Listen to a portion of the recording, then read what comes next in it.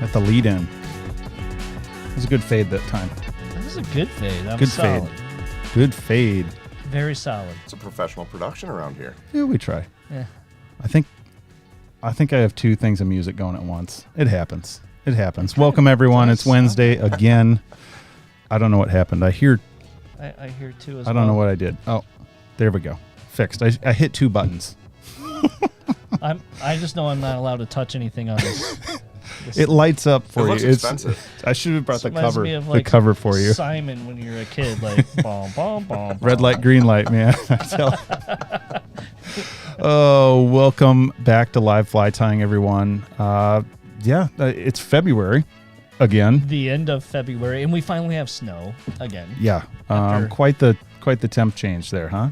That was 73 degrees yesterday and 19 today. brutal. Hopefully everyone can hear us out there. It looks like we have levels, which is great. Always good. Little closer than some of our other ones, so we'll live with it. Tonight, I'm excited because Zach from Earth and Ales stopped by and brought some beers for us to check out. This is the local shade, all Michigan beer, so local malt and hops. Thanks, Zach. Thank you, Earth and Ales. Thank you, Zach. Thanks. Feels weird to have a sponsor. Kind of have, So. a few different sponsors. That is good. Was was that too pretty much? funny. Was that too It's much? like the 70s, like Pepsi commercial. Like, Brian, do you want to introduce our guest tonight? I would love to introduce our guest tonight. Tonight we have Lance Nelson coming to us from Grayling, Michigan. Yeah. And Lance is a commercial tire and works over at Gates Lodge. We're big fans of the Gates Lodge The Gates. family. We appreciate you guys too. You know, Josh and Katie do a great job over there. The restaurant's awesome. You guys do so much for conservation, and and we love seeing you and Sheets come over here in the winter and go to Full Gorelli's. pure make a Full Gorelli's entertainment. Run. It's It's in the the middle of the highlight winter. of our week. It's like the highlight of the winter when we get to do that. We get to go to Oriana. We get to come see you guys, Full great. Gorelli's. Yeah, it's You know. fantastic. It's a fun time. So It is a it's fun but you also hang out in GR some, is that right? Yeah, totally. Jill, she's a third shift nurse down at the Grand Rapids Children's Hospital. Sure. So I think she's probably tuned in today. So hi, Jill. Hi, Jill. Smart move. Yeah. So Call her outs house are is always down there. good. What's that? Call outs are always smart. Right, Yep, you know. that's good. Yeah. But, so definitely hang out in Grand Rapids. Not so much the last couple of years. This year was a little bit different, though, with Jill taking the third shift position. It's kind of hard to spend time together, Sure. So I went down there, helped out at Nomad Anglers a little bit this winter before my guide season, started again for trout season in April. So, yeah, been fishing a lot of the local water that I kind of ignored the last 4 or 5 years and kind of relearning it and have fun, Sure. So it's been fun. And you tie commercially for Gates. Yeah, I mean, yep, that's, I've done that for you do a 6 lot of years time now, maybe. Not Yeah. just fun. Yeah, I mean, I definitely cut it down a lot this year. But last couple of years I've put around 4,000 dry flies through the vise for Josh, and our crew down there. And for all our Jeez. great customers too. But this year we cut it down a little bit more, or cut it in half. I kind of needed a little bit of a break from The grind? all the bug spinning.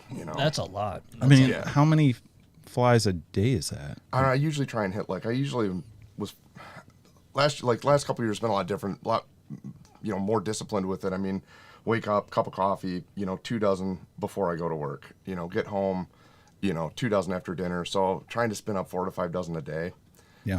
while also trying to refill my box, Sure. from, winter steelhead fishing and that sort of stuff too, and keep up on that stuff. Yeah. So It's tough to keep up on all that, it is, man. It's a Yeah, lot. It's a lot That's of work. a lot of stuff. Yeah. Goodness. and it does take the discipline. It does. Yeah. I Makes it's a you good- really it's a good thing good. to have in your life, really. Yeah, it makes you good. I mean, repetitions. I tell people all the time, you want to get good. I mean, we hear it all the time. How many times do you have to tie a fly before you A dozen. master it? Would you say at least- at at least, least a dozen? Oh my gosh, Dude, maybe 6 dozen. no doubt. Sheets and I have had that conversation too. Because Sheets does he does probably the most prolific tire at the lodge, I would say, in terms of quantities. Yeah, I mean, we've had this as we feel calibrated, after 2 dozen. I'm good to go at 2 dozen. I don't have Yeah. to think as much, So Yeah. Do you, when you're tying dry, I mean, I'm always curious because everybody approaches things differently. Do you tie the whole fly all at once, or do you tie in stages with anything? No, I'm I'm an all or nothing kind of guy. Okay. You know, and I've never tied streamers commercially. Not I love tying streamers. Sure. But if I were to do that, I probably would. I assume I would probably do it in stages. But yeah, I'm all or nothing. You know, when it comes to that. So you know, for me, it's like you know, back when I was doing 2,000 Roberts Yellow Drakes a year, Hairline had this great product. Forget the name of it, but it's basically a foam. It's like a feather prepper station almost, right? Oh yes. So like that was really I cool. have one in my basement. Well, for like Roberts Yellow Drakes, like the tails, I just go through and you know pluck. You know, if I'm doing like a size 10 Roberts Yellow, you know, Drake, you know, I'm gonna pluck six pheasant tail fibers and just lay them out. You know, and that's about as heavy as I get into the prepping. But I mean, you know, when I'm really going, you know, at it, like I just did 700 hackle stackers. I mean, I'm breaking down a whiting and just, you know, crushing it by size, you know, bagging it, you know. Oh, so you are prepping your feathers? Yeah, I'll pull them ahead of time because I mean you can see, I mean this is like, you know, I mean these are, you know, two of the same saddle, but I mean they're very different sizes, right? I mean I got one here that's really good for palmers, you know, another one that's really good for like bigger shoots and stuff like that too. But like, yeah, I'm going through and I'm picking, you know, and I've seen Todd who's doing the you know, he'll be posted something in his stories about how he does the same thing. He breaks a saddle down and puts in a Ziploc bag. He has like a 12 as, you know, that sort of thing. So preparation is, you know, I think can be painful for people up front, but if you want to save time in the long run and be consistent, it pays off. It does. And, you know, for a lot of tires, I think they can just buy a Whiting 100 pack and not have to think about it, you know, but if you're tying for all your buddies, you're tying for the shop, you want to take the next step, it helps to, you know, spend one evening, dedicate one evening to organizing your stuff. So absolutely, man. You know, not to mention too, I mean, tying flies and having to go through an archaeological dig every time you want to try and find a material at your desk, it sucks. Frustrating as all get out. Speaking of a dig, I'm curious, I try and ask every tire this. Are you a drawer guy, a bag guy, a peg guy? How do you So neither. I'm a big Target fan. Jill totally turned me on to Target Target, yeah. And Rubbermaid containers. So like I have like a bookshelf in my fly tying room at my apartment in Grayling. Yeah. That when I come back for the season to work, I just fill it up and it's all Rubbermaid containers. It's chenilles in one, rubbers in another, foams in another. So then, you know, I just kind of get it out from there. But and then the hackle lives in a big Rubbermaid airtight. You know, I did that one with a gasket seal. I spent a little bit more money on that just to keep protect your investment, stuff like that out of there. You know, have to. Yeah, it's so difficult to get feathers.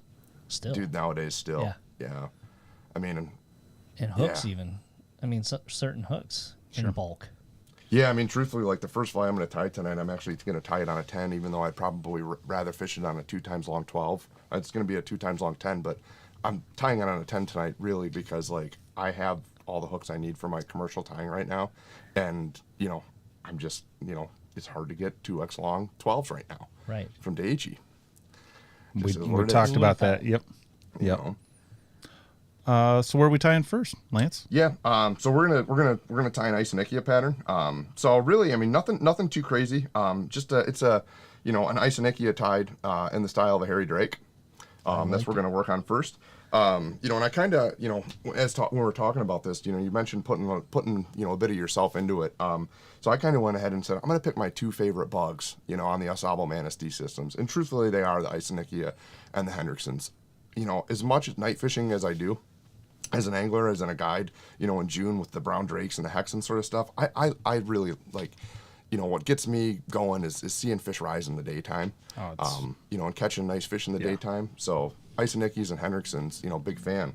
But yeah, we're going to tie an Isonychia. And the other thing that's neat about the Isonychia too is it comes back in a second brood, you know, late August, you know, early September. So, you know, you can come back and you can have a lot of fun with that Isonychia again. It's not as prolific as it is in early June.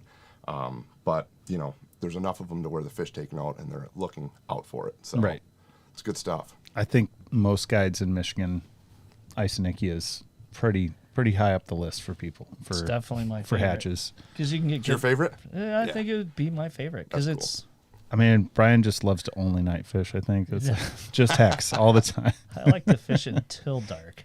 I Yeah. don't like the after dark stuff guiding. You get spooky out there sometimes. I'm too old for it. I need to get up and get on with my day. There's I a guy can't at the Manistee last year was trying to tell me he saw a crocodile swimming around Oh, yeah. down by Yellow Trees. I'm sure he probably camps out there for like 2 weeks at a time. Oh my gosh, that's funny. That's It sounds like Barefoot Mike or something. yeah. We better start spreading that rumor too. I think that's good. That's Yeah, awesome. Don't go down to Yellow Trees. There's Yeah. there's an alligator in the water down there. Now, a more believable story would be like, hey, there's a family of bears. You should really watch it. That would be a believable Which, story. you know, I've heard of more anglers carrying bear spray. yeah. I mean, Yeah. There definitely are a ton of bears on that upper Manistee. I just hope no one sprays me by accident. Well, So I'm, I've got a walking buddy who through floated the woods. Manistee with Eddie a long time ago, and he claims he saw an alien somewhere by Portage Creek. Yeah. I I'm mean, like, you know, I think Camp you saw a Railing's bear right standing there. up, probably. We fish with Eddie every year Oh my too. gosh. It's so much fun. I'll have Dude, to he's ask a- him he's about a- that. We saw the space station or the Starlink come Skylink. across. Skylink. That was freaked super me cool. out. Oh, the first That time was you see super it, cool. it's terrifying. Yeah. Oh it yeah. was like UFO. It Yep. was super cool. It's goofy. I saw it one night with Brendan Terrian on the Manistee, and another night with Josh Skylink, Greenberg on the Starlink? I don't Manistee, know. and it freaked me out both times. I mean, even Josh, you know, who's an incredibly pragmatic guy, he was like, "What is that?" You know? Right? Yeah. Apparently, we've got a comment here. Apparently, you were a sick bass player Oh, when you were with the With Swellers. the swellers. right on, man. Well, that's cool. Whoever said that, tell him. Creek thanks for- Chubber signed What's in. that? Creek Chubber, whoever Creek, that well, is. tell Creek Chubber thank you. Yeah. It's nice to hear things like that. Yeah. That's awesome. Yeah, the after party Lance will be rocking out here. That's by invite only. Yeah, so. punk rock karaoke. Brian and I are Punk rock yep. karaoke, yes.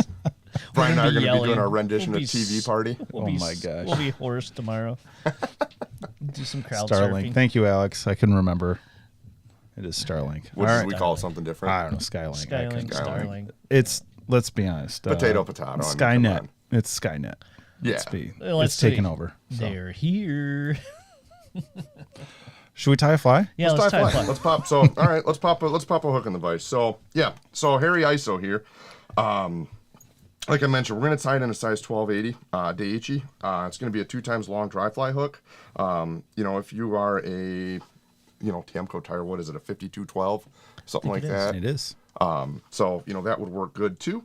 But, you know, in terms of things we're going to be doing a little bit different, traditionally the Harry Drake is tied with, you know, squirrel tail for the shuck. You know, I'm going to kind of steal, you know, put a little bit of Tim Neal in this pattern, and we're going to put some Coke de Leon as the tail. You know, I saw him doing that a couple years ago, and I thought that was a really great material. And, you know, being a big nymph fisher that I am, like, I have a ton of Coke de Leon laying around the house.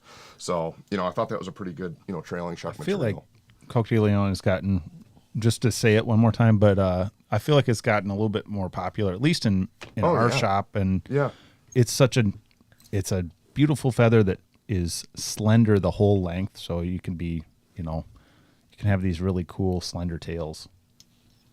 My my little vice thing that I did here with that C-clamp starting to fail on me. Oh, right away. We'll let Perfect. everybody know if we've got any, you know, any technical difficulties. It's my vice that the C-clamp that's gonna fail on us. But yeah, so we're gonna use Coke de Leon here as the shuck. So what I'm gonna do here basically, as you can see, I've already tied a few flies off this piece here. We're gonna grab quite a bit of it. You know, the thing about this material is, I mean, I didn't bring, you know, you can buy it a couple different ways. You know, a lot of shops. I'm sure you guys carry it, but you also probably have some of the tailing packs available too.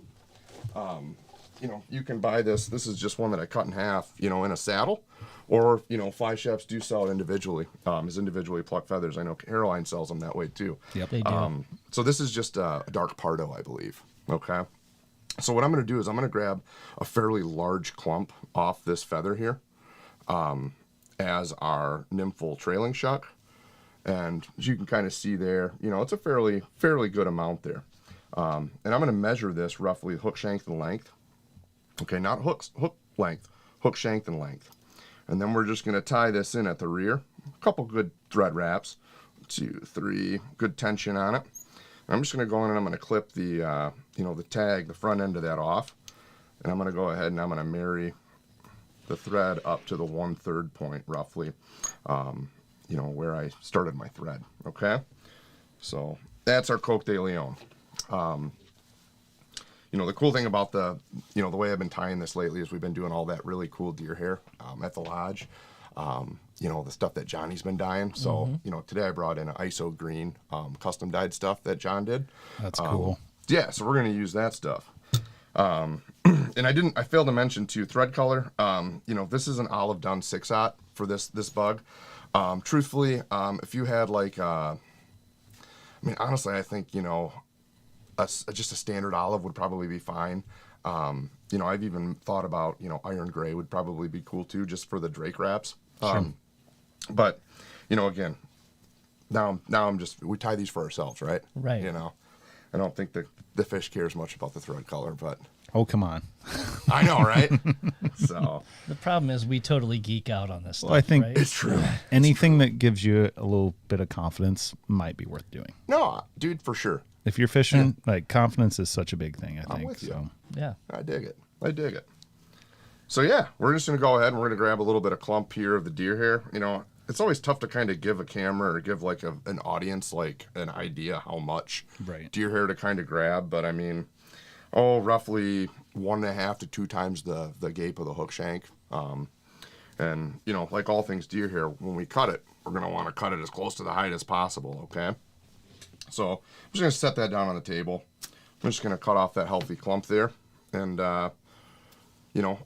even good deer hair is going to have a little bit of underfur. Now, the cool thing about the deer hair that we dyed the last couple of years is we've been going to the processor and getting October shot deer, early deer as possible. Yep. There's not a ton of underfur in this stuff. And a question we get a lot too, I get a lot is, how to select good deer hair for, Michigan dry flies. It's going to be really hard to tell on camera, but this specific deer hair that I chose for this, the tips on it the black tips are not really long. Okay. So when you get those long tips, on that deer hair, generally that deer hair doesn't want to flare as much. And the important thing about that flare is that flare is going to kind of, going to kind of mimic that, that nymphal shuck. It's going to create some shape, in the back of that dry fly. So we want to get a little bit of flare on this.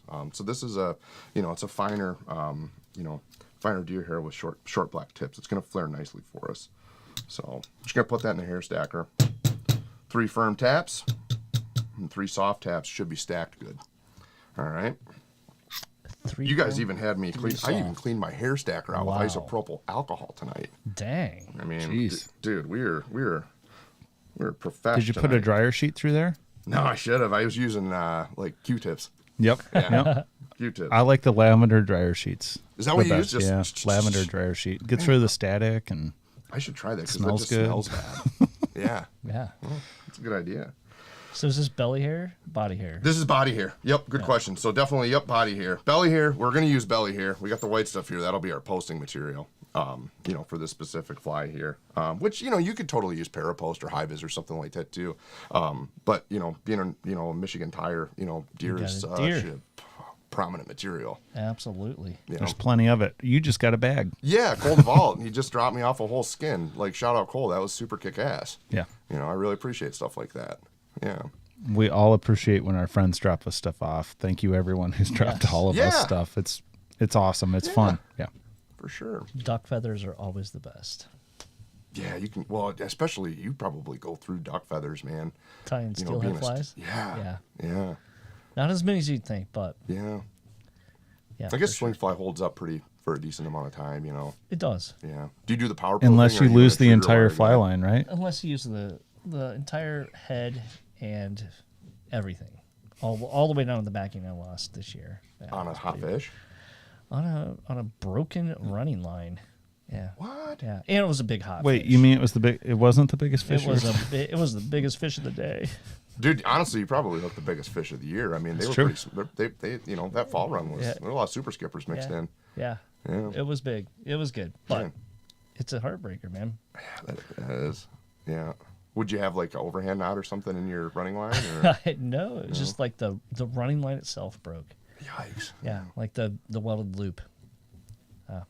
Who knows? Well, shout out if anybody catches a steelhead down, Yeah. down in your waters. with a I've running been line. looking for the line because the whole thing was out there, and the water is as low and clear as it is. I thought Yeah. I could find it in the log jam. I'll find it eventually. Yeah. I'll go snorkeling for it. Well, that sounds like you should have done it yesterday when it was 70. You could have brought our sponsors beer out, Oh, yeah. put some sunscreen on. You could put Scuba Steve out there For a just little with swim. your water wings. Yeah. That's great. All right, well, I'm going to go ahead and gosh. fix this deer here to the shank here. So what I want to do here is I want to make sure the tips just barely, just barely go past the, the back of the hook here, right? So we're going to go ahead and we're going to measure that. I'm going to switch that over to my right hand here. I'm going to go ahead and I'm just going to do a blunt cut, okay, on my deer here. Set that on the top of the hook shank and go ahead and make 1 soft wrap, 2 soft wrap, and then pull the thread towards me to kind of flare the butt ends there. And then 1, 2, 3 firm wraps right through the butts of the deer hair there. And then I'm just going to take, the thumb of my dominant hand here and press down on those butts. And that's just going to kind of help spin that deer hair evenly around the hook. So you want to let that spin around? Yeah, exactly. We want a little bit of coverage on the hook, on the bottom. So when we go to make the drake wraps, through the deer hair. Did you hear what just happened? Yep. Yep. It's okay. I'm on it. We had technical what do you need? difficulty. Nothing right yet. I'm just screwing my C-clamp into the table. And we'll get there eventually. All right, I'm locked in. You locked in? I'm locked in right now. Focus real quick. Bear with us, everyone. So our focus will probably have been changed. Oh, wait a minute. Hold, please. There we go. Love going live. Well, Hey, it's all part of it. I'm usually pretty easy going. That's just it's part of all fly good. tying, right? It's all part of fly tying. Back in the day before that asshole stole my Renzetti vise, I had a vise where I had a pedestal base, That's but just bad karma. that's just bad karma. I hope that guy's person never hasn't caught catching a big fish in again. 2 years. Yeah, that's just terrible. That's like worse than breaking a mirror. It's pretty bad. You got that focus? nailed. Awesome. So I was explaining while Matt was kind of, fixing the focus there, how I like to kind of push my dominant hand thumb here, and kind of help spin that deer hair around the hook shank a little bit more. Just because we don't want to see the exposed thread on the bottom, of this hook when we make our drake wraps here. So now that I've got everything, affixed to the hook here, I'm just going to take my non-dominant hand. You hear me say non-dominant and dominant hand a lot because I am a left-handed tyer. And I can't think like a right-handed person. I know 95% of the people that tie flies are right-handed. So take my non-dominant hand here and kind of brush the deer hair fibers back. I'm going to go ahead and just make those, I'm going to give my thread a spin here to kind of cord it up. It kind of flattened out in that matter of time. All right, I'm going to go ahead and I'm going to make wraps backwards on the hook shank towards the rear end. And when I get to the tips of the deer hair, I'm going to do 1 soft wrap, 2 soft wrap, and again, I'm going to pull back towards me and help flare that deer hair out like that, okay? I'm gonna go 1, 2 securing wraps to kind of keep that flare secured. All right. Nice. Now there's a couple different ways we could go about this. What I'm gonna do here is I'm gonna add a body palmer, okay? So that palmer, you can kind of see from the underside of that dry fly there. That palmer's there to kind of imitate down a little bit lower. Right at the vise. Oh, there we Right go. at your hook. There you go. There you Bingo. Thought that was autofocus. Sorry, man. No worries. But that body palmer's there to kind of imitate motion, okay? The great thing about this fly is since we have so much hackle on it, I mean, dude, this is a great fly to fish dry dropper with, right? A great fly for that. So, if you're out there in June and it's, 1 o'clock in the day and the fish are already seeing the Isonychias, for the last couple days, they're probably going to rise to that fly because they've been seeing it as early on. But, why not double your odds? Why don't you put a dropper nymph under there, I rarely fish less, I always fish 2 flies. If I can. If my anglers are able to do it, 2 flies always. But I got to ask you this. So Yeah. 2 flies, you love the ISO hatch. I tend to prefer a zug bug. I fish that as an ISO, even though it's kind of meant to be a caddis. What do you But guys it's a like? great. What's that? That's such a good fly that Yeah. I feel like is off the radar for people. It's a great ISO nymph. I mean, they eat the hell out of it for an ISO nymph. What do you guys like using for, a dropper nymph around that time of year? I like the swimming nymph hook with it's almost like that swimming ISO merger. Yeah. Like that, because they're really an active nymph. Yeah. So I like it to give them something to chase. A lot of times I'll just run a soft tackle with peacock. Yep. Because it's super easy. Yep. Super fast to tie. Mm-hmm.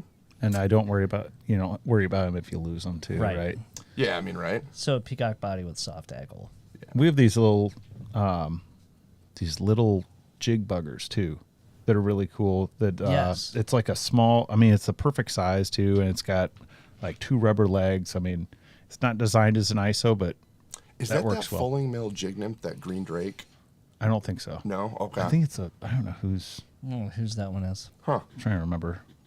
We order a lot of flies. You'll have to show We it to have me a after this. I'm million kind of flies. curious.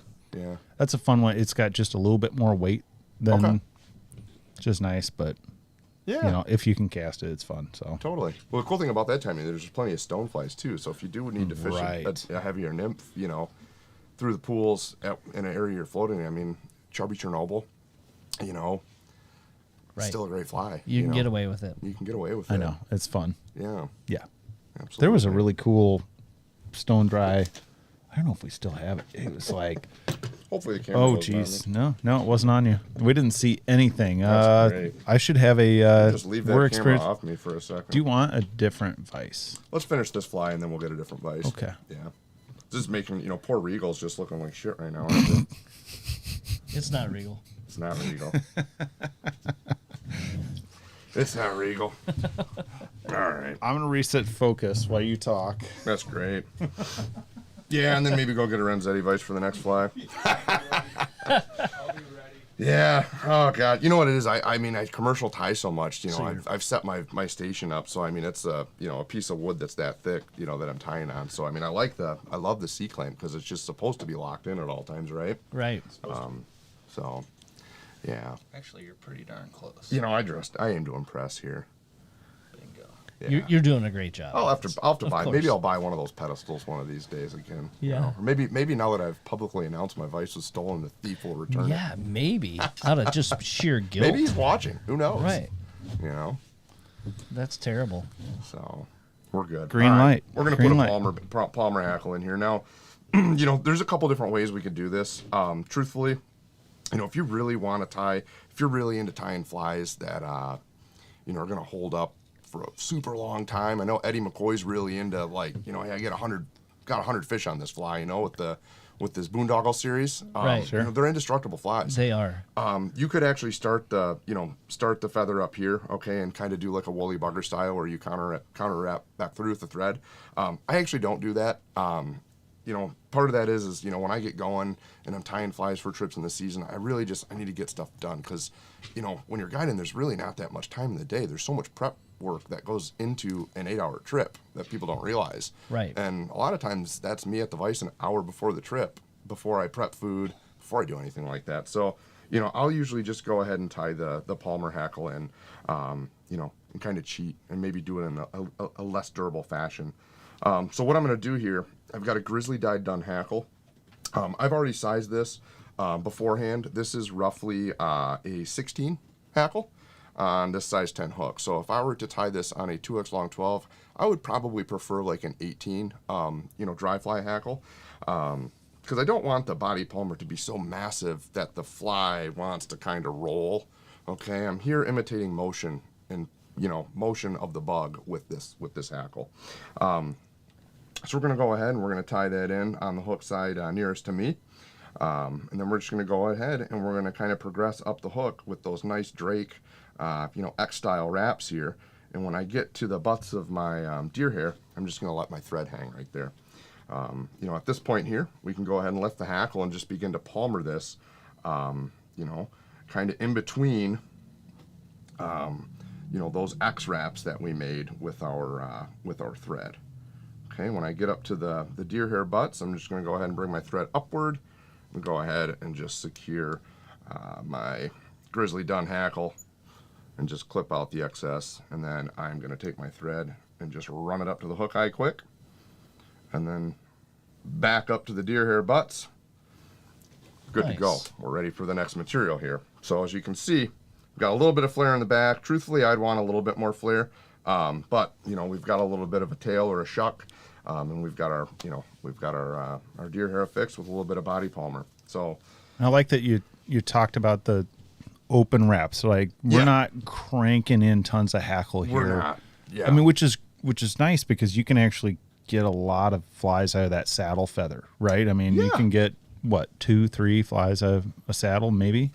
Yeah, you know, it depends. Maybe not. I'm not gonna lie. Like I did tie that demo today with this feather. This feather was probably, I don't know, 14 inches long or so, and I probably could get another 3 or 4 body palmers out of that. Yeah. Probably get 6. Yeah. That's why I think you know, new tires out there. It's worth learning about necks versus saddles, and you know, necks get you the wide range of sizes, but saddles give you so much with usability, and it's easy. You don't have to use with a saddle. I rarely use a hackle plier, right? I mean, Yeah. don't I need mean, to.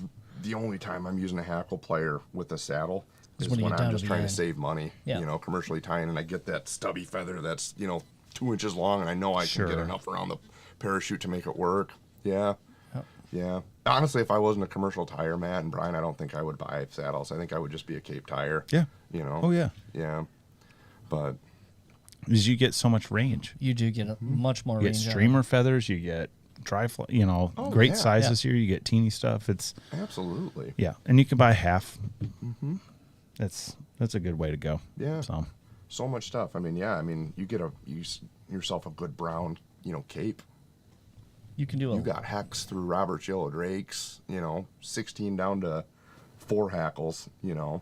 right. Yeah. We get. I mean, that's actually a really good point. We get a lot of folks that are they're looking for hex feathers in a small pack, and it's the easiest thing to do is you know, buy a cape because they'll be in there. But I would say, you know, if you can find a bugger pack, Yep. you can get away with it. Yep. You know, they're not quite as stiff, but they're darn close. Or like I think is it Ewing Deceiver packs? The Are Deceiver real packs. similar yeah, to those a Deceiver bugger. packs are Yeah, great. it's the Those same are type of awesome. deal. It's nice. It's Yeah. good stuff. So Yeah. that's what I would. The trouble is finding the right color, and you're going to have a wider range of colors when you go to a neck. You know, kind of the full deal. Yeah. Versus the bugger packs. It's So, true. The bugger packs are awesome, though, man. if you can find them. If If you get can 'em. find them. Yeah. Do you have American Rooster right now? No. That's hard to find, too. No. Yeah. A lot of, I mean, yeah. Sore subject. Yeah. I know.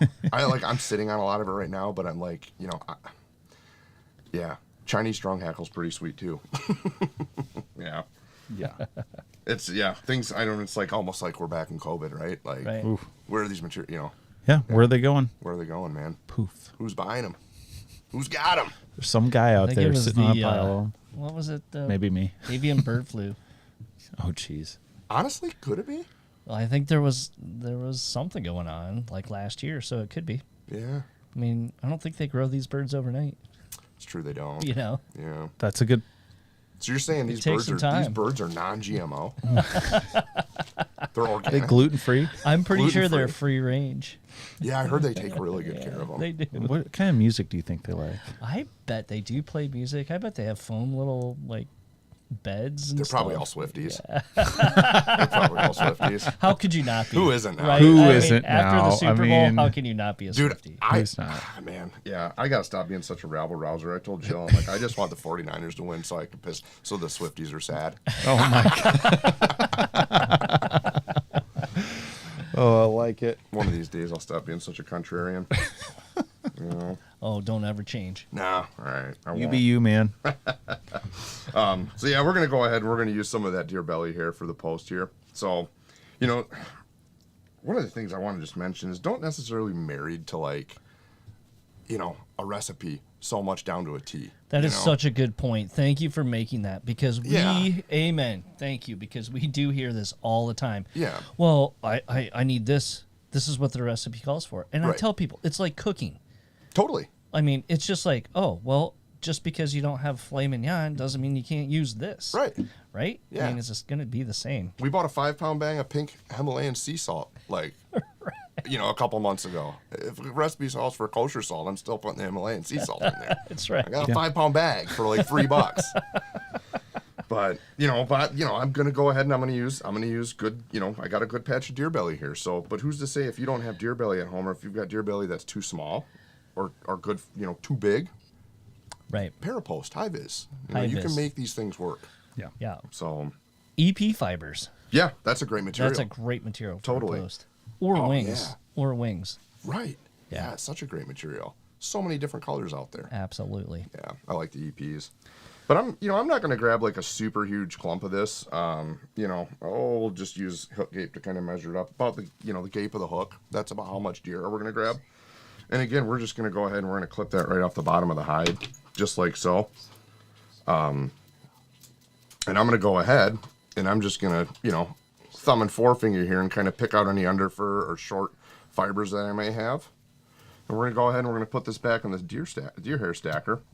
And give it 1, 2, 3 firm taps, and then 3 small taps. I'm gonna go ahead and just get that out here. All right. Now, as you can see, I probably didn't have to stack that, but we're dressing to impress here tonight. at the You need to Northern make it Angler. look nice. We're making it look nice. You're tying it for yourself. Tying for myself right now.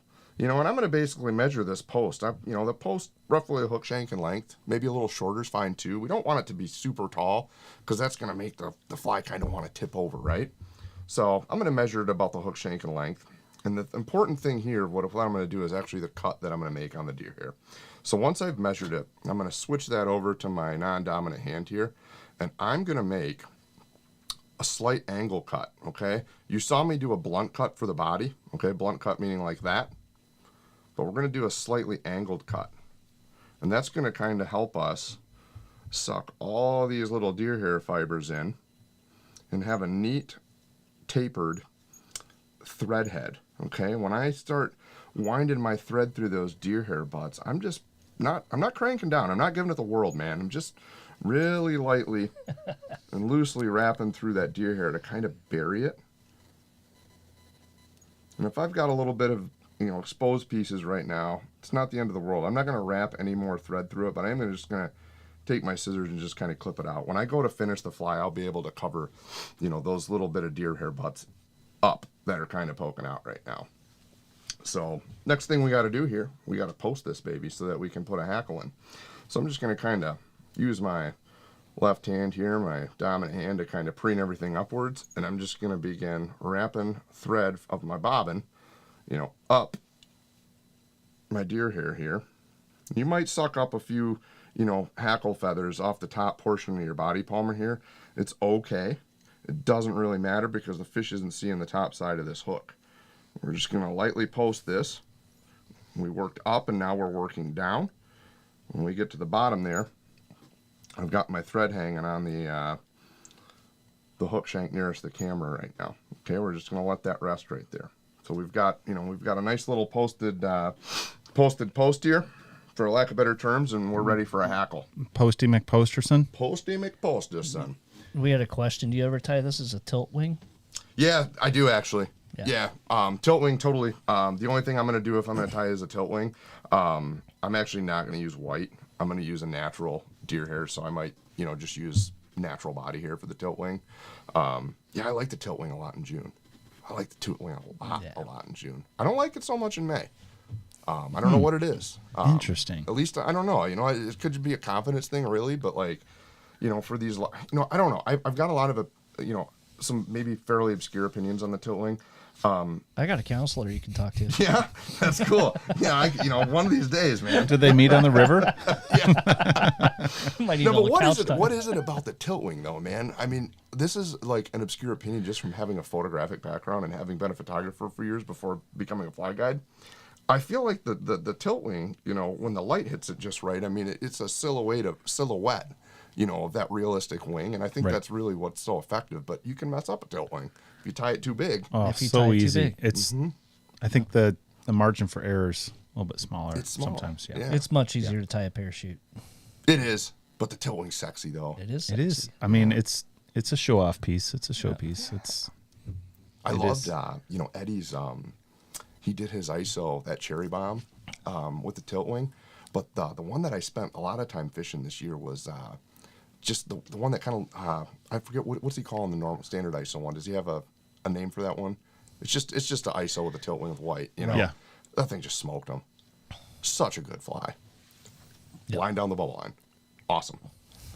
I love it. Right down the middle. Yep. Give them the. We did have somebody that said they didn't recognize you from your glamour shot that we had on our promo. So. Oh, dude. Yeah.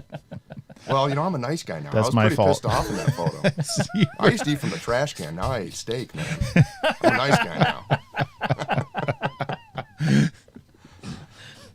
Used to drink beer. Now I drink lemonade. I like it. Yeah. So, That's right. That's funny. Well, yeah, we're going to go ahead and add a hackle here, guys. All right. We're going to keep with the tradition of the grizzly dyed done, okay? So I went ahead. Now, the thing that's really kind of important about this is I like to have really wide hackle radiuses on these Harry Drake style flies. So we said we were on a size 2X long 10. I actually went into the very top of my whiting saddle here, up in this section right here, and grabbed a size 6. Okay. Oh, wow. So this is a size 10 hook. I'm actually 2 timesing, doubling, the hackle size here. So since it came from the top, it's got a little bit of webby stuff. So I'm going to go ahead and just take my scissors, go ahead and just kick that out there, and go ahead and just begin to preen, maybe an 1/8 inch or so of fiber off the, off the hackle. So the way I like to set this hackle is, we've got the, the side of the hook here nearest the camera. So away from me, I'm going to go ahead and I'm going to stick the stem of the feather in there on a 45-degree angle at the front of the post. And I'm just going to go ahead and give it 1, 2, 3, 4 good wraps. Okay. And I'm just going to go ahead and I'm going to bring my thread halfway around the post, and I'm going to rest the thread on the hook shank nearest to me. And the reason I'm doing that is so that when I'm done wrapping the parachute hackle, I can easily affix the stem of the feather, to the parachute post, jump it up to the hook eye, whip finish my fly. So at this point, I'm just going to grab onto my feather and begin to work it, around the post, and then, back down the post, to the top side of the hook shank here. So when you're doing this, chances are you're probably going to trap a few hackles.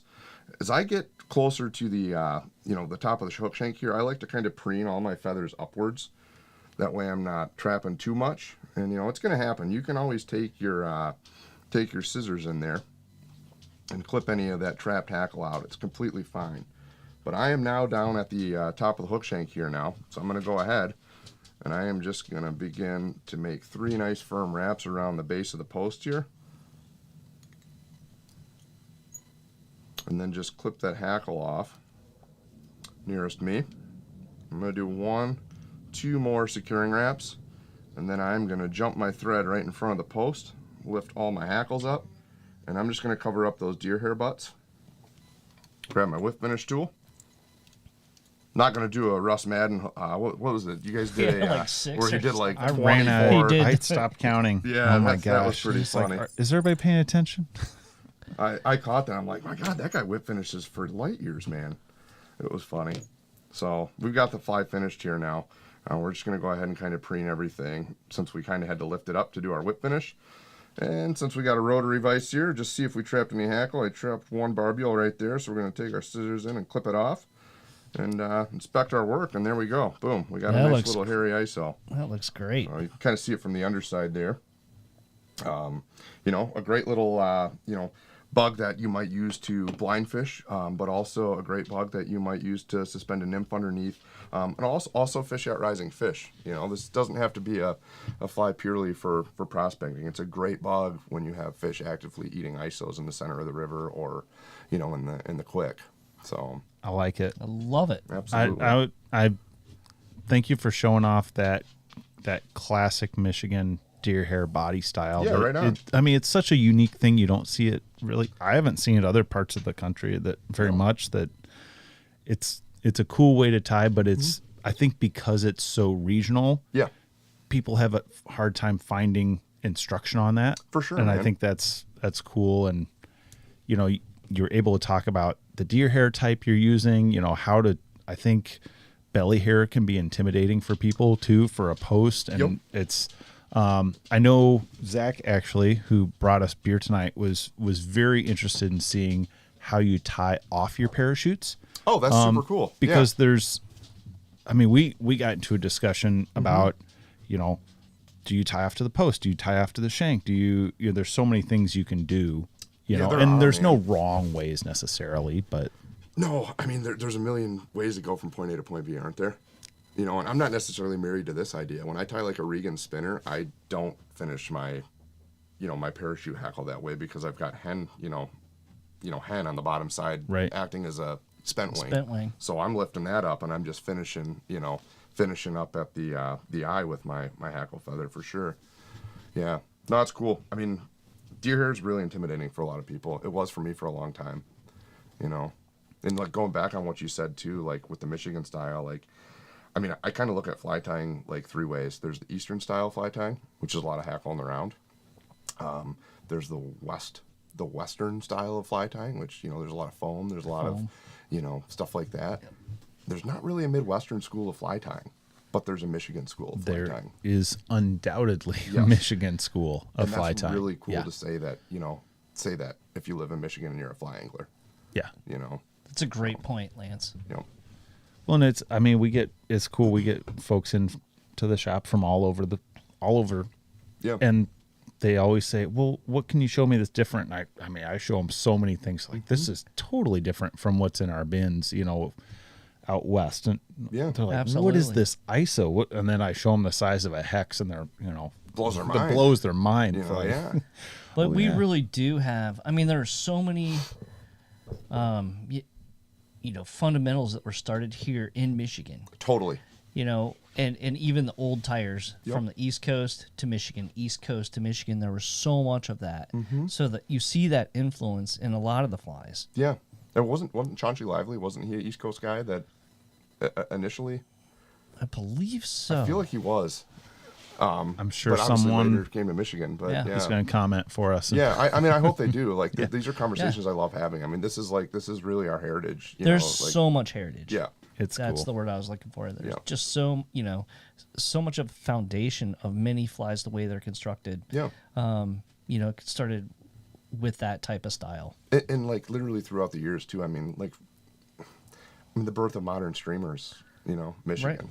Right, You know, Right you look here. at what guys Yeah. like Feenstra are doing with swing flies and John Ray. Absolutely. They're completely different than what the guys are doing on the Olympic Peninsula. Sure. You know.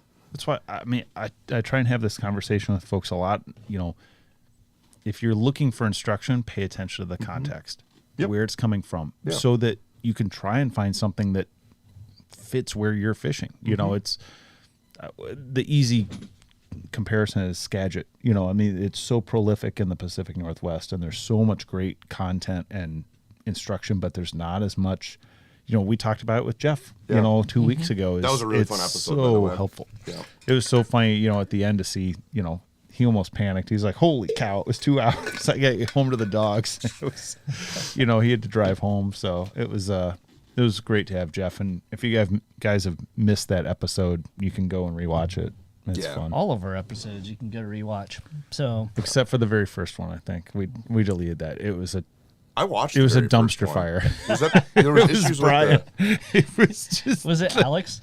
no, I think it was you. I think it was total panic mode. And like I think you that was blacked like it during out. COVID when you did that. Oh my was gosh, we terrible. learned so much. It's okay. Well, We've come a long way. Hey, did your vice fall off the table while you were tying? No. I'm sure that's happened with someone else. So I'm it's- sure. that's funny. Don't worry about it. I'm Thank gonna you for get tying you. that. Yeah, That's yeah. that was I'm a gonna great get you a fly. fresh vice. Yeah, we're gonna switch vices here. Yeah, we're gonna think. switch real quick. So I mean, honestly, dude. If anyone's honestly, thirsty- this sounds silly. you feel good about it? Nah, we're gonna switch vices. That C-clamp doesn't want to grab that plastic table. No. We'll switch vices. See, there you go. You gotta. Yeah, in Michigan, you have to have a good wooden table, right? Good wooden table. It's true.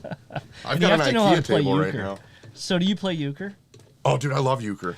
So that's another Midwestern thing. Is it really? Absolutely. I never knew that. Yeah. Gosh, you kidding? Yeah. It's like, you know, you get outside of the Midwest and nobody knows how to play euchre. Seriously? Yeah. I still don't know. Matt Matt know how to doesn't play. know how. What? That. Come on. Come on. Well, it just dude. sounds, dude. There's probably somebody in the comments that's like, Just Matt, lost your street cred. if you take me fishing, I will teach you how to play euchre. I'm not from Michigan originally. I'm not an OG. You Not boys. I'm not, but I guess we did grow up playing it in Indiana. Indiana counts, dude, I think. When there's nothing else to do besides golf. Well, we did fish a lot of farm ponds and smallies. You know, I did a Fort Wayne show recently, and Was that this year? yeah, it was a few weeks ago. Okay. And I ran into these guys and their guides down on the White River where I grew up fishing. And it would be like your dad would drop you off on one bridge and he'd be like, all right, your bike's going to be at the next bridge. So you just, you know, wade down to it and we'd fish smallies all the way down. Then we'd ride our sounds bikes home. And it was super fun. And I would love to go down and fish with these guys just to see what my old haunts would look like from a boat. Yeah, You know, like how cool would that be? that would be super awesome, man. So I think I'm going to try and book a trip with them. But their busy time, of course, is our busy time, and they're running into the same thing we are with you know, pretty low water. They're already experiencing that, so might have to push that off until next year. Cool. All right, All right. fantastic. Look at you. Low water everywhere, huh? Look at you fishing, tying on the Renzetti. Dude, I'm trying out Renzetti now. I might, you know, You might be in Renzetti Pro Staff. dude, you never material know. now. Or I'm such a creature of habit, Brian, that I'll probably just screw this fly up so bad because I switched vices. I doubt it. Like, what? How many of these flies do you think you've tied? How many thousands?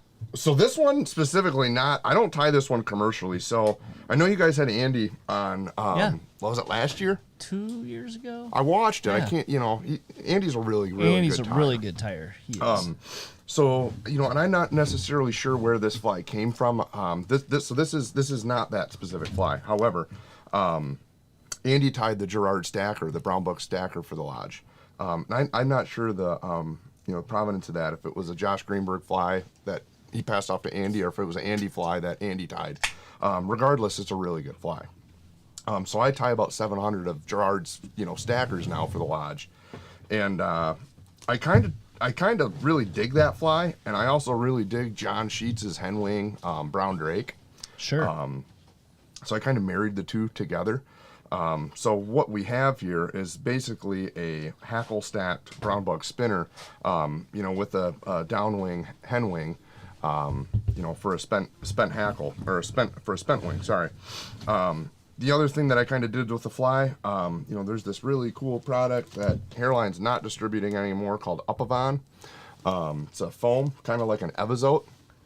And I did find it online. I guess it comes from a company out of England called Upavon, like a fly tearing distributor. But, you know, I incorporated a little bit of that foam in for an egg sac, you know, for a female henny. Now, you could tie this fly without an egg sac. I'm really into giving the fish more yeses than more nos. So for me, like, you know, if there's a female Hendrickson or a Hendrickson floating down the river, you know, with a spent wing profile like that is in the vise, chances are, you know, it is already expelled its eggs. Like, Yep. it's done. But, Yep. yeah, more yeses. More yeses. More yeses. More yeses. That's the hashtag of the night right I there. like so. that. You know, I Hashtag hear there's more a. yeses. I talked to Russ the other day, and it sounds like MFC's coming out with some really cool new foam. oh, really? I'll have some on the way soon. He was really Nice. excited about it, so we're Have they gonna gotten try. their website up and going yet? Because I want to look at their materials. And The see what dealer they site's have. up. You can come over and hang out and I have to check do it that out. then. Yeah. The consumer website is not. Really? Right on. Yeah. Because they've been releasing all these like really cool products, and then I'm like, I just want to like read about them. I'm like that guy. I get like into the techie stuff, like, Oh, it's fun. you know, but I can't. Yeah. I know. Yeah. MFC, if you're listening, get a website going. I want to look at your materials. They're cool. They are cool. They've done some really cool.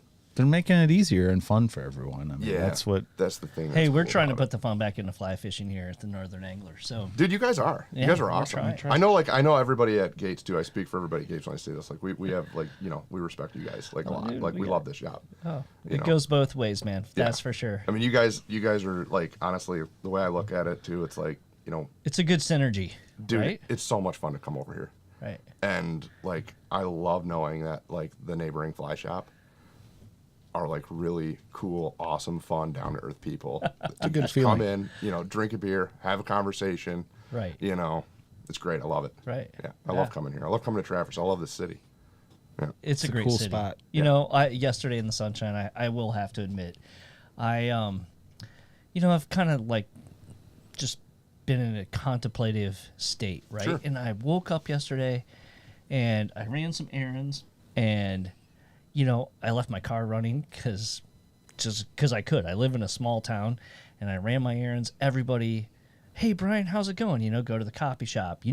Everyone. Right, and everyone's cool. Yeah. It's just a great place to live. It's safe. Yeah. It's fun. It's just great. It's fantastic. And like I you couldn't be in a presume- better place. You couldn't, dude. I presume part of the reason your restaurants are so good is there's such a fertile, farmland everywhere around here. Oh, it's know. like the farm to table food. Exactly. And then plus having my kids both in town, they Yeah. stop in the shop. It's just great friends. Whatever. It's just fantastic. It's a great vibe. Yeah. That's a good community. And it's the same with all across northern Michigan. All the little towns are that way, and I true. love it. Oh, 100%. right? Yeah. You know? Yeah, I mean, it's even fantastic. Grayling's a super cool town. It's such a you great know? town. Yeah, it's nice to be able to just walk out your door and go get a cup of coffee, like you said, and just like Right. shoot the shit with your neighbor. Right. Yeah. It's That's great. super awesome. Yeah. I like this winter, like being down in Grand Rapids. Like Grand Rapids is a pretty cool place, but it's interesting. Like, you have so much anonymity when you're in a big city, Right. which can be really good. It can also be It's dangerous. nice. But yes. Oh, I know. I used to live in GR years ago. Yeah. It's sometimes here it's like there's no anonymity. You can't go to the mire without Run into oh, six hey. people you know. Yeah. Doesn't help with the rod rack on top of the car. Oh, dead giveaway too, dude. giveaway. Yeah. Can follow me anywhere. Yeah. Don't, please. All right. What's next, Let's Lance? get tying. All right. So yeah, we're gonna go ahead and we're gonna do that Hendrickson spinner here. See if you can tie on this Renzetti vise. We're gonna find out.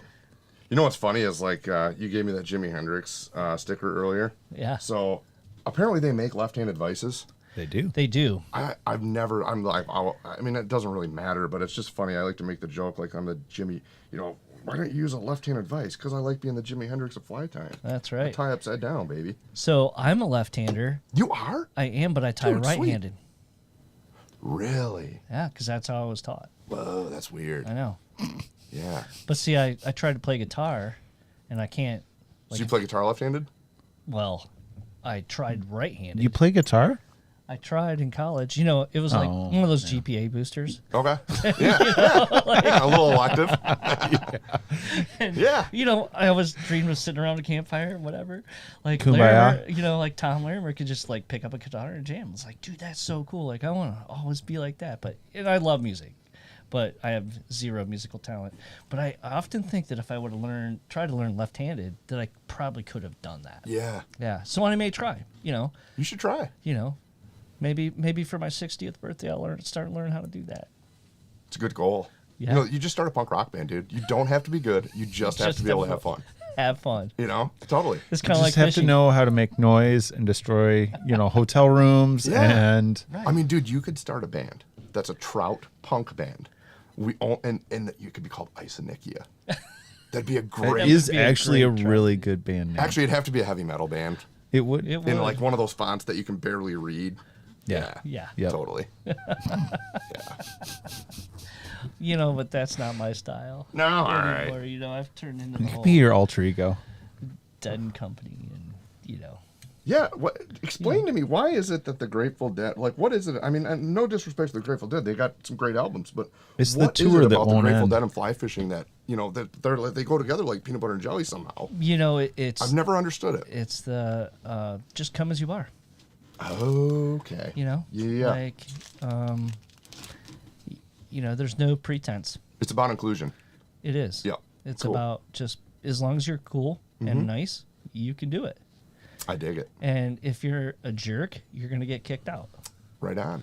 right? Yeah. And that's how life should be, right? Dude, no, I'm super happy to be having this conversation. I've always tried to understand that, and you literally put it into words better than anybody ever has. my mom was asking me like, so you keep going to all these concerts. You've been going to these concerts since the '80s. I'm like, yeah, Because what's so special about it? I'm like, Mom, it's like a family reunion you go to, but That's you cool. want to be there. Yeah. You have something in common with all these people, and everybody you'll strike up a conversation, and you just get along. I mean, it's just amazing. It's a great energy. That's And- awesome. and that's what it is for me. How many And times have it's you the seen same the thing dad? with it's the same thing with fly fishing. Yeah. You know, you always have a conversation with someone. You know, a TSA agent stopped me the other day coming back from Cuba, and he's like, "So where were you?" You know, blah blah blah. You know, and everybody's looking at me like a TSA agent is being nice to somebody. It's because you were a fly fisher. Yeah, you know, because we had something in common. Yeah. and but something cool in common. That's- right? that's totally both rad. right? Yeah. You know, so it's the same thing. So, you know, there's the same with Grateful Dead. You know, Deadheads, whatever. We are everywhere. We are. You know, I was down in Columbus last week. There's a car next to us had a Deadhead sticker on it. You Yeah. know? Had a walker in the back, had a tambourine in the front. I'm like, man, they must be super cool. Like, Totally. you know, like there's just probably a long lost family member, right? And that's the way I look at it. That's awesome. Yeah. No, I love that, man. You put it, you put that into great words. Like I get that now. I've always wondered, you know, because there's so much Grateful Dead, you know, in Right. fly And fishing. I mean, you know, Yeah. Jerry died. Yeah, I saw the last shows there, and you know, it was not as cool then because it became really popular. So it, you know, there was a lot of violence and whatever that happened right at the end. And now Really? you go to the shows and it's just awesome. Yeah. Super cool. Yeah. So I don't love mean it. to digress, but yeah. You turn the tables on me as an interviewee. Dude, Right? I love talking about that sort of stuff. That's great. Yeah, I appreciate it. Matt, do we got any questions or anything we need to take, or is everybody doing No, good? everyone's really heavy on helping us start our band at this Are they point. really? So, That's awesome. Oh man, Yeah. So we have a punk band that covers Dead songs. Ooh, sped up. that could be Sped good. up dead original songs. punk about trout. Oh yeah, it's I like it. What do we get? There's no punk, nothing punk about trout. no. Oh. Writes original punk about trout. Ooh, yeah, I like that. Yeah. This is I mean, our first song could literally be about how it's really hard to find hooks right now. You know, It could be. We could let out our angst that way. We could. You And that know? would be a good way to let out our angst. It would be a great way. Yeah, 20, 24 hooks to go. I need wanna a new box be- of Daiichis. I need some float. sounds like blues. All right, well, you guys, should we get into this? Let's get into it. All I right, guess. so we've got a Daiichi 1180, size 14. Hack, if you're like really into tying flies, buy 100 packs because you save money. If you can get 100 You packs, will. the fly shop will probably be stoked to order them for you. But yeah, Daiichi 1180. And as you can see, I'm using a dark brown 8-aught thread. So we went from 6-aught to 8-aught. I pretty much tie everything from like 14 to 18 on an 8-aught. You know, I don't really tie much midge or anything like that because it's, you know, very few opportunities we have, at least on the waters I fish, to actually fish that sort of stuff. But, you know, so 8-aught, dark brown. You could use a rusty brown too for this. It'd be perfectly suitable. As you can see, I kind of started my thread, you know, up at the 1/3 portion. And I do find that to be pretty important on this fly. The reason I do say that is it's kind of a humdinger once we get to the top. We're going to add a lot of material to the front end of this fly. And one thing, if you're noticing on camera here that I left, is a nice tag of this 8-aught thread kind of dangling off the rear of the hook. And that's important because we're going to put a microfibet tail in, and we're going to want to split those tails. So as you can see here, we've got a dark down microfibet. Now, a little hack with this, usually these microfibets, when you get them from Wapsi or you get them from Hairline, they're generally not glued together too well. I don't know if you can tell on the back end there. I take my Solares bone dry, and I just douse a Coat bunch it. of it and then zap it with the light, and this hank stays together. John Sheets did something similar a long time ago and taught me it. He would do it with hot glue gun. Yeah. But we have so much resins nowadays that It's you know, easy. It's easy. Just Somebody was just telling me the other day they buy. It must be. My guess is it's Kevin that does this, knowing his flash consumption level is quite high. But somebody told me he buys them and glues them instantly. really. The Henka Flashaboo, he'll just glue them. That makes sense. So- Yeah, it does. Huh? That's a good idea. Take I- a hot glue gun or whatever. I zip tie. Yeah. I re-zip tie mine a lot of times, I or zip I tie mine too. really crimp down. But Interesting. Yeah, I've never really thought my Flash Move is just a complete mess. It's all crinkled up at this point. I mean, I don't store it well. I should take a note from your guys' book. Yeah. Well, cool. We're going to go ahead and we're just going to grab 2 of these microphobettes here, guys. So if you really were worried about it, you could double it up and you could do 4, but really the goal here is to just have a nice, thin tail coming off the back here. The other thing that's kind of important here, since we're tying a spinner pattern, a mayfly spinner pattern, as we know, spinners have longer tails than the duns do. So, Yes. If I were tying a dun and I was measuring at the hook shank length, that would be, applicable. Here, I'm going to want to go about 1.5 times the hook shank length. So I'm going to go ahead, and it's kind of difficult to, see that with the light on here right now, but we're going to go ahead and I think we're about at 1.5. I'm going to switch that to my right hand here, and I am just going to tie my microphobettes in here on the top side of the hook. And notice I did about 2 securing wraps. I'm going to go ahead now, and I'm going to lift the microphobettes up, and I am going to run my thread in between them, and I'm just going to go ahead and split them here. Okay. And That's a great trick right there. Yeah. Pro tip. I probably, truthfully, couldn't see those too well with the light that's shining at me from this direction, so I'm probably about 2 times the length. It's completely fine. The fish are not going to care, truthfully. So, all right, we've got those nice and split apart here. Now, we're going to go ahead and add that egg sac, right? So, as I mentioned, that egg sac is going to be that up-of-on sheet foam. You could totally do this with, like, a ball of dubbing, too. It doesn't have to be foam. This product just came out, and I thought it was pretty cool, and I was looking for a way to use it, and I just started tying it like this. But I cut it into a strip off of, the pad there, roughly, I don't know, the width of like a piece of spaghetti, maybe, uncooked spaghetti. Would that be What's that? angel hair or regular? Ooh. Let's go with No, bucatini. spaghetti, regular spaghetti. I like this. You know what? I'm going to start using this. What's because I think Spaghetti? everyone can relate. No, to pastas. In terms of diameters, Maybe. that's pretty good. Maybe that's the future. Very of, good. It's a good description. The future is now. Yeah. We are Everything creating our from own living it. futures. pasta lengths from here on out. We are We don't need creating hackle the gauges. future. We just need pasta makers. Pasta. Kind of hungry. I'm too. Oh my gosh. We might have to go get a gyro after this. It's restaurant week, isn't it? It is a Oh restaurant. jeez. Yeah. Yeah, it is. I found that out yesterday when I realized I left my apartment keys down in Grand Rapids and had to emergency call my landlord who lives in South Boardman and meet him at Trattoria Stella for my apartment keys while he was Wonderful trying to enjoy a restaurant. nice dinner with his wife for restaurant week. That was nice of him to be able to meet you there. Dude, it was super nice of him. I just was like, oh, God, I got to go to Trattoria Stella, like the nicest restaurant in Traverse City, dressed like a trout bum because I just got off the river. Sweaty mess. It's okay. Yeah, it was all good. Nobody judged me. He even invited me in for dinner. It is a judge-free zone. That's right. Inclusion, baby. That's right. That's right. All right. Well, so the thing about this foam is we're gonna do this kind of in a unique way. I mean, it's nothing earth-shattering here, but the technique is really important here. So what I want to do is I'm actually if you are going to decide to tie it this way, you don't have to be super exact with the length of foam you tie out the back because you can sneak your scissors in there and cut it out. But we want to aim for perfection here today at the Northern Angler. So the way we're going to do this is I'm going to set the foam on the top of the hook, and I'm just going to kind of push it back and measure it roughly to, oh gosh, about a millimeter or so off the back, the rear of the hook. And I'm going to kind of got it, centered on the top of the hook there. I'm going to take my thumb on my non-dominant hand and then press it down on the hook shank, kind of hold it there in position. And then couple 3 wraps.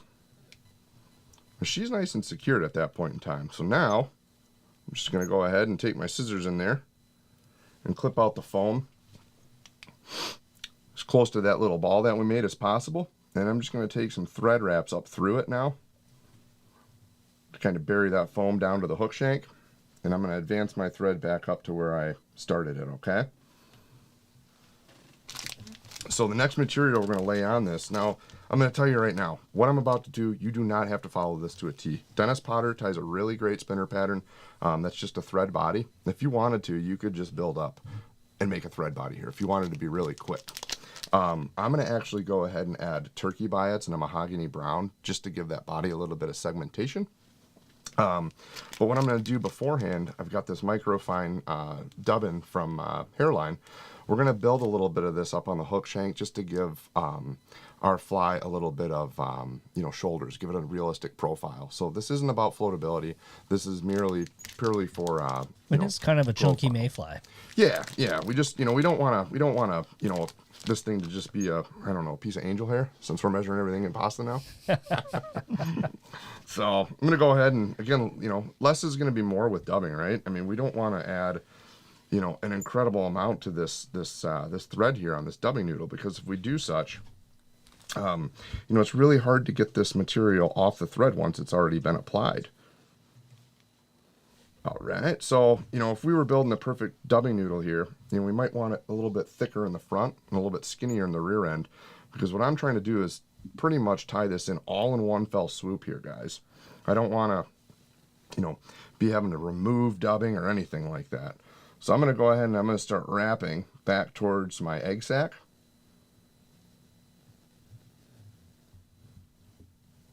Again, this does not have to be neat. We're not like tying the perfect Adams fly. This is purely for purely to add a little bit of bulk to this fly. All right, so now we're back at the egg sac here. So I've got these turkey biots here that I've been using. All right, these are just a Wapsi turkey biot. Nature Spirit makes them. Hairline has turkey biots. I tend to really prefer the Wapsi mahogany brown over pretty much everything for a Hendrickson. I think the color's pretty much dead on.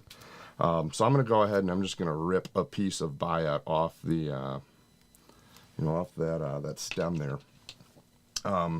Gross thing. I'm going to do this. If you're tying a bunch of flies production and using biots at home, perhaps having a warm bowl of water, a lukewarm bowl of water to soak these things, in before you use them is a great idea. We're going to stick it in my mouth. I never use the bowl of water trick. So if you find that disgusting, which it is, and as you notice here, this has Prop 65 on it. So if you did that in California, you'd totally get cancer. Well, good thing we're not in California. I think someone would show up and arrest you, right? What's that? Someone would show up and arrest you, right? It's like tearing the thing off your I mattress. get arrested for that? I don't know. Maybe. I don't know. It doesn't say so. I tore the tag off my comforter the other you? day. It was so gratifying. You were so punk. You were so punk rock. So You gratifying. rebel. Holy cow. I flipped over all my chairs, ripped the tags off of those too. Were you listening to Black Flag when you did that? No, I haven't listened to Black Flag in too long. Oh, I'm going to man. go home and listen to it. You Though. should. My War's a great album. Yeah. My War's a great album. It's just so weird. Yeah. All right, well, let's get this biot in here. So one thing when you're working with biots, Matt, you probably have done a video on biots because I've noticed you've done a really good job with like technique tips and stuff like that. One is coming. Is it? Nice. So, the way I'm going to explain it, somebody probably would explain it completely different, I'm sure. But if you look at a biot, there's obviously a top side and a bottom side here, but there's going to be a side that has like almost like a ridge running through it, and where I'm pointing with the scissors is on the bottom side right now. So I want that little dark ridge to be upward facing, okay? So if I keep that upward facing, when I go to wrap this biot around the hook, I'm not going to have that flattened look. I'm going to have that protruding sort of segmentation that looks really, really cool. Really sexy. So we got Euro style hackle pliers here from Loon. We're just going to go ahead and grab the top side of that biot, and we're just going to wrap it away from us up the hook shank here. As you can kind of see by tying it in that way. Dude, hold on, we're backing up. I think I tied it in upside down. All that explanation, and the duder messed it up. Dude, Can you believe it? I can. I mean, geez. It's because of the vice. Yeah. It's the Renzetti vice. I was just going to say, I thought the fly was turning out better because it was on a Renzetti. I do love Try to Renzetti. get Lance a sponsorship here or something. You know what's awesome? Have you ever used a Renzetti hair stacker? No. Yeah. I Dude, think they're I have. so nice. I have one in my pretty smooth. bag. There we go. That's the ridge. You like the ridge? I love the ridge. Ridge cut, baby. Nice. So we're going to go ahead and we've wrapped that up. And now we're just going to secure that to the hook shank with a couple good wraps. Take our scissors in there. Go ahead, clip it off. Nice. I'm just going to bring my thread up and kind of cover up all my junk and bring it back to the initial tie-in point. All right, so we did it, guys. We got the buy it on right. It's amazing. Amazing grace. Good for us. We did it, guys. We did it. Man, So- we've already, and just in the comments, we've made it to the Did we second make a band album. yet? We're on the second album. Oh, Yeah, dude, people let's have hear about it. For named- the Isonychias. So what's album 1? I think is who had that one? We have the second album is Wall Street Buyout. Who came up with that? Zach, who gave us these beers, is A+ for Zach. This is Oh, dude, give him. That is so cool. Wall Street that's Buyout. good. Oh my That is gosh, so great. Oh my God. there's some good. First album was Punk in Dublick Water. Drublick Punk in public water. Drublick Water. Oh, that is good. Yeah. That is good. Yeah. I like that. Dude, these viewers kick ass. I know. We have have great a- viewers. We did have a good question. Okay. From there's a lot of names. How often do you use or tie a cripple version of your patterns when it comes to hexes and drakes? Yeah, that's a really good question. So, probably not as much as many people would think. I will tell you a really good fly. So Tim, you guys know Tim Neal, right? Absolutely. He's a brilliant Yeah. fly tire. I mean, that dude's fly tying, he's got these they're just naturally fishy, the way they look and the way they fish. He's got a hex emerger with like a half tilt wing. I tie that and I fish that quite a bit for hex. That thing smokes them.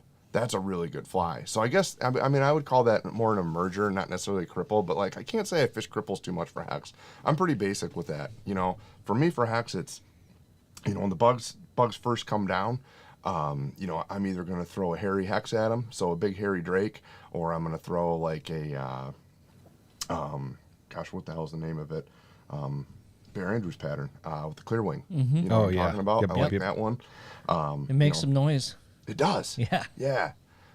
Big fan of that fly. And then Robert's Yellow Drake. I fish a lot of Big Bobby D's in size 6s for, I guess, para emergers, if you will.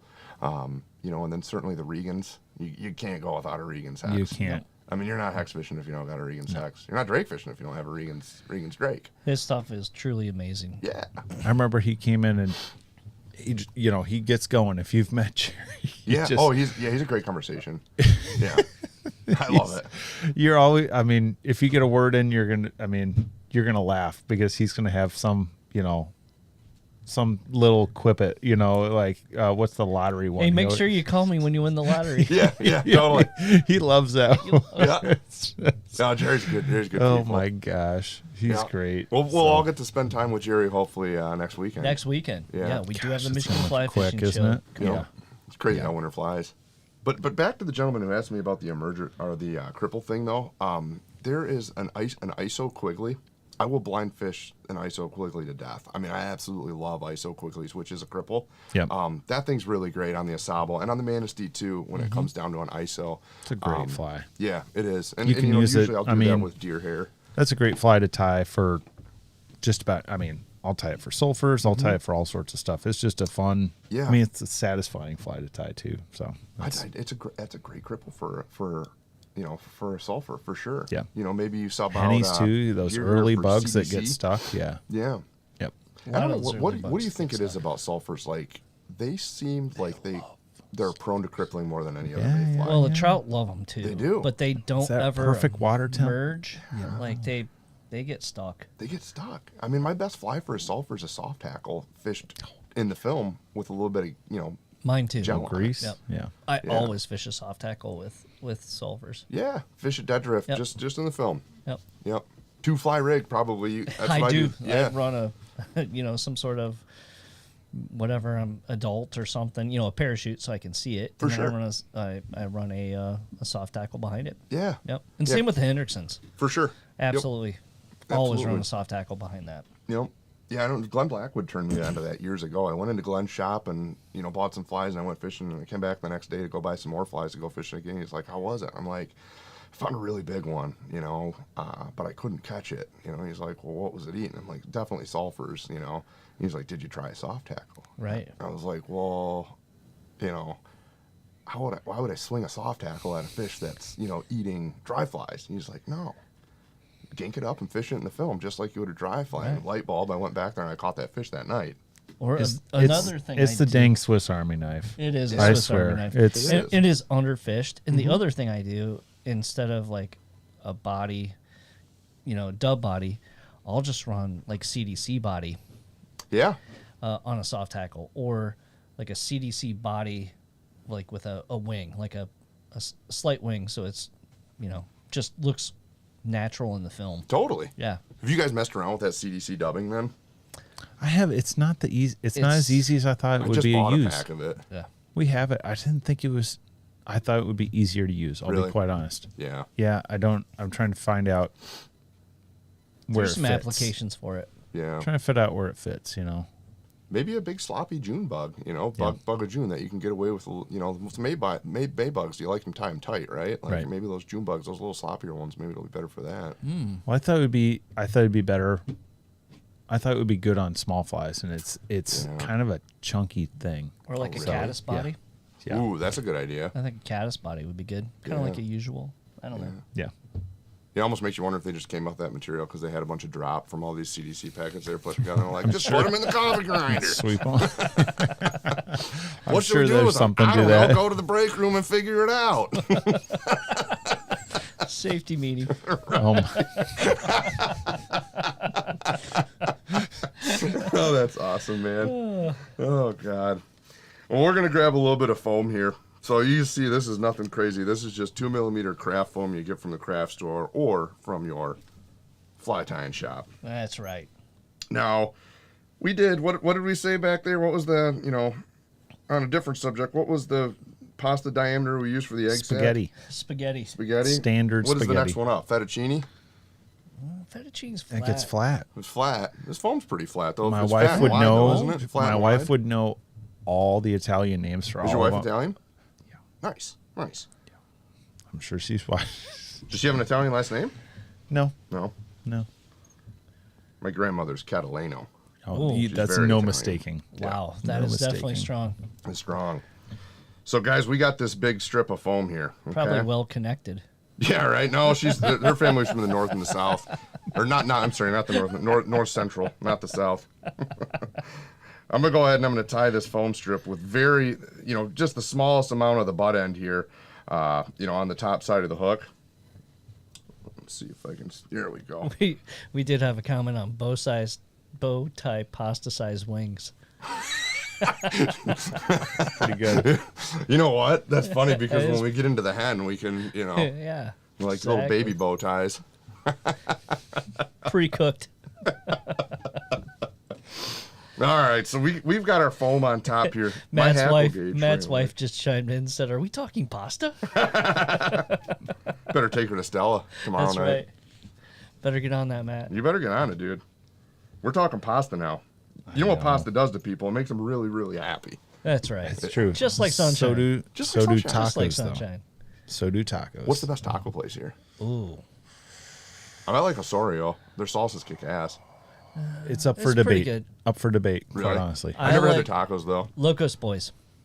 I still haven't been. It's on. Locos It's on the Boys is list to go. Where is it? It's just Right across from Slab Town. yeah. Okay. Slaptown's kick ass. Mama Hey, if Lou's you is hurry up great. with this fly, we can go. Yeah, cool. All right, I'm gonna start tying it then. So my hackle gauge ran away, but we're going back to the Grizzly Dyed Done. It was on the other vise. I think this is a 12. So I'm oversizing the hackle on this hackle stacker by 1. This is a 14 hook. I'm going to a 12. And I'm going to go ahead and I'm just going to preen. You see how quick I'm tying now that you said tacos? I'm just preening a little bit of the fiber off this stem. And again, I'm just going to go ahead and I'm going to capture that on the far side of the hook. And I'm going to begin to wrap down about, 3 wraps or so down the hook shank because I'm going to set my hen wing in just a little bit in front of that foam. So this is where we get into bow tie shapes. You weren't kidding. We're going to add a lot of stuff here. Yeah, it's a humdinger when it gets to the That end. is a Humdinger. humdinger. Yeah. I did Is this this one. the humdinger Henny spinner? What is this? I don't know. You That know, should be called that. Humdinger Henny Spinner. Yeah. It's a lot. The Humdinger. It's a big name. That's a big name. It's the Humdinger. It's a big deal. That's a big. You know, fish it and find out. That's right. Oh. So, dudes, I mean, No fun obviously, here. it's been hard to find hen, right? Oh yeah. I don't Yes. even think they make this anymore, but this is a whiting 4B hen cape. Yeah, 4Bs. I can't believe we still have some. Dude, I don't know why they're stopped making these. I mean, it's like everything going to It's be a made for killer game changers value. now. Like us Yes. dry fly guys, we're Must just be like, huge. you know. Yeah. I mean, No, I think we have some. I Well, I think think we we have actually 2. have some grizzly 2 or 3. 4Bs. maybe we could be I like. can't believe we do. I But got an idea. We could be like a anarchist trout punk band, and we could raise our own birds. You know what I mean? We With- could steal with- eggs. We could We steal, could steal eggs. no rules. Dude, skate and destroy, right? Yes. Is there gonna be a skate park? I'm in. It's Skate park. There's We're gonna be a all chicken gonna hurt farm, ourselves. and the chickens poop into a pool where the tilapia and the trout live, and they eat the poop. Absolutely. Yep. I always wanted to be a fish farmer. Yep. Let's do it. Well, you can't wear deodorant, and you can only wear Crash t-shirts, though. All right. We're gonna go in here. We're gonna just Converse grab. All Stars. Yep. We'll get sponsored by Vans. No, dude, they're too corporate. Too corporate. You gotta go Converse. You can get those at the secondhand store, man. Yeah, dude. Get For sure. mismatched colors. Yeah, totally. You know, yeah. This is a great idea. I'm All liking this. This is making fly fishing so much cooler now. you know what's funny for was already pretty for cool, everyone who's still watching. Do we get a lot of people drop out? Eh? No, Yeah, probably. no, They no. should It if keeps they going have out. it. Lance was worried about making it an hour. He was going to have a timer for himself, Yeah, and I get it. he was concerned about that. Where are we at? But Hour and a half. We better hurry up. what are we worried I'm about? saying tacos. This is high quality stuff here. This is. Oh yeah. I mean, this Wait, is good. we should get serious. I thought we were making Oh fishing yeah, we're fun. making We're making What do we? fishing You fun better again. decide. We're putting the One or FU the back other. in fun because we're punks. That's right. Yeah. The FU back Oh in my fun. gosh. I love it. Oh, should I select a Cape Feather? Nah. What's the point? No.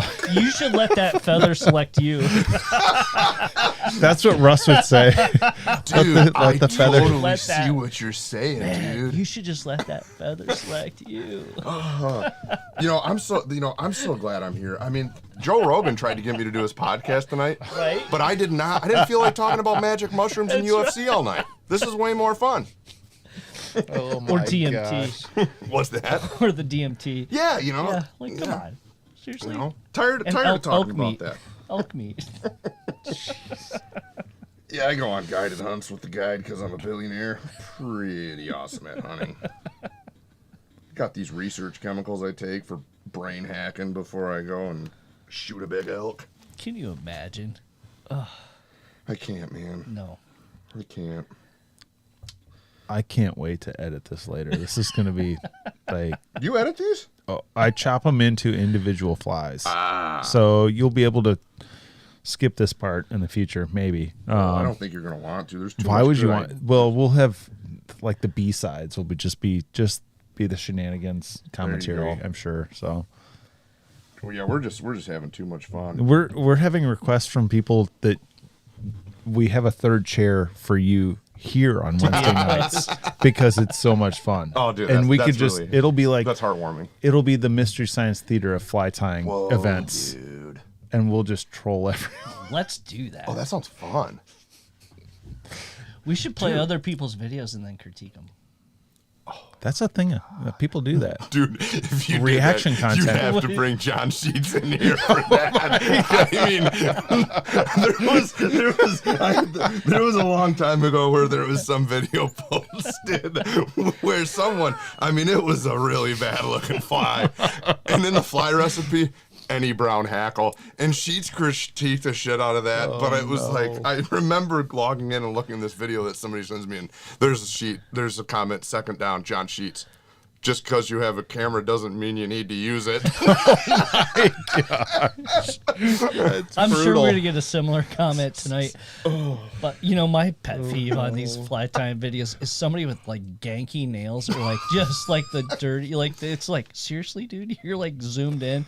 you I could have at a least Band-Aid trim that's your, like full of blood. I yeah, feel but you bad. could at least trim your nails. It makes or sense like, because you walked up and you checked my nails before we started. You're like, "Do you need nail clippers? I've got nail I'm a clippers." little OCD. We did.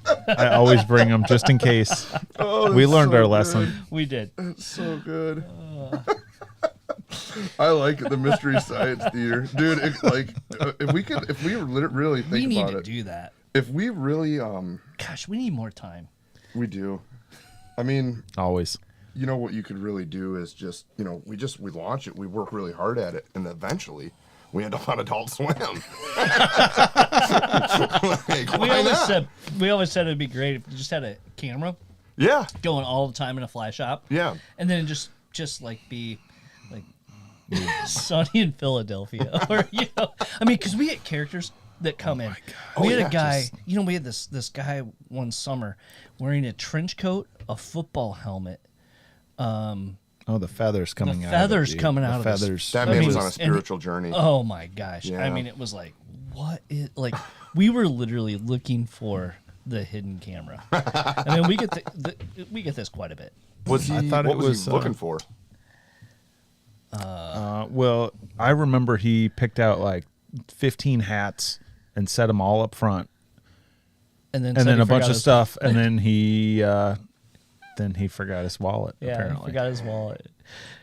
So And then we had this one guy that used to come in here, and he'd put his hands behind his back, and he'd be like, "This is like a museum. I've never seen a store with products." And he was in like 3 or 4 times that summer. We get I mean, I got yelled at. I mean, I told you this. I got yelled at for cracking my knuckles the other day. Stop doing that shit. It's annoying. Sorry. How dare you? Time flies all day. My knuckles need to be cracked, man.